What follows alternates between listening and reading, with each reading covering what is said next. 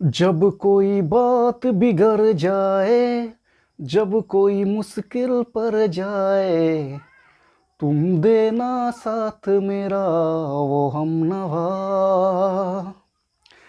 আজকে পড়ব prime number. Prime number মানে হচ্ছে যে মৌলিক সংখ্যা। ঠিক আছে, আগের দিন আলোচনা করেছি প্রাইম নাম্বার সম্পর্কে, কিন্তু আজকে প্রাইম নাম্বার কীভাবে বের করতে হয় সেটা আজকে শিখব। এখানে বলেছে যে to test whether a given number p is prime, যেখানে পিটাকে দেওয়া হয়েছে প্রাইম নাম্বার হিসেবে। ঠিক আছে, এতে প্রাইম নাম্বার দেওয়া হচ্ছে, পি হচ্ছে prime number.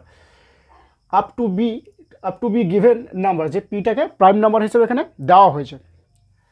Find a whole number K such that K greater than root over fee.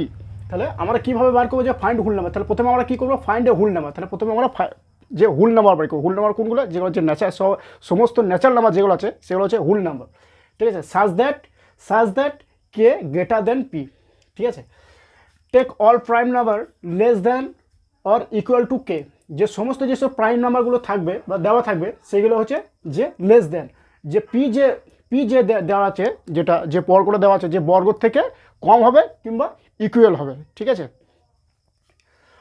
If one বলছে if no one of this divide exactly, যে এদের মধ্যে যদি যে যে এদের মধ্যে যদি একটাও যদি ডিভাইড না হয়, we say that prime number. তাহলে সেটাকে আমরা কী বলবো, যে প্রাইম সংখ্যা বলবো। যদি ডিভাইড না হয়, যে আমরা যে বর্গ যেটা থাকবে, যে বর্গ থেকে কম নেবো। ঠিক আছে, যে বর্গ যেটা থাকবে বর্গ থেকে আমরা যে কম সংখ্যা নেবো, যেটা যে কে যেটা বলছে, যে অল হোল নাম্বার যেটা কে যেটা আছে ওখান থেকে আমরা কম নেবো, তার থেকে কম নেবো কিংবা ইকুয়াল হতে পারে।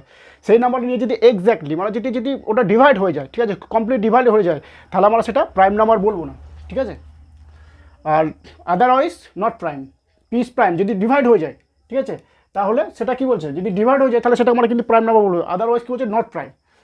এক্সাম্পল বলছে to test whether 91 is prime or not. যে দেখবো এখানে যে 91টা কি প্রাইম সংখ্যা না নয়, সেটা আমরা এখানে দেখবো।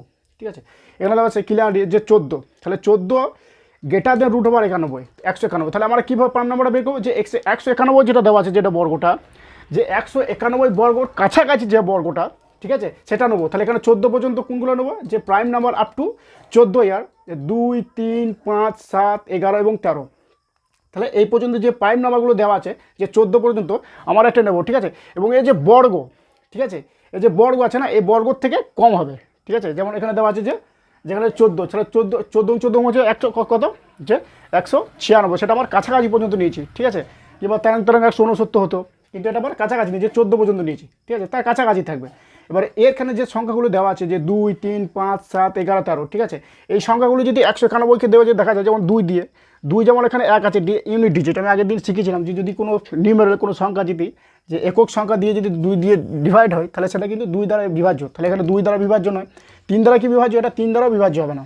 ঠিক আছে, 5 দ্বারা বিভাজ্য হবে না, 7 দ্বারাও বিভাজ্য হবে না, 11 দ্বারা আছে 11 দ্বারা বিভাজ্য নয়, 13 দ্বারা আছে 13 দ্বারাও বিভাজ্য নয়। তাহলে প্রাইম নাম্বার আপ টু যে এত পর্যন্ত যে no one of this divide 191 exactly, যে 191 যে সংখ্যাগুলো দেওয়া আছে, যে এখানের মধ্যে একটাও একে ডিভাইড করা যাবে না, ভাগ করে দেওয়া যাবে না। তাহলে আমার কি বলবো, যে 191 ইজ প্রাইম নাম্বার।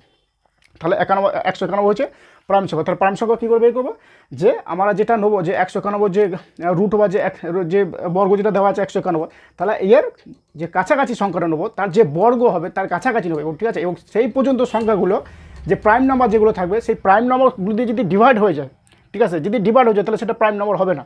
আর যদি না ডিভাইড হয়, ঠিক আছে, তাহলে সেটা আমরা কী বলবো, প্রাইম সংখ্যা। So thank you.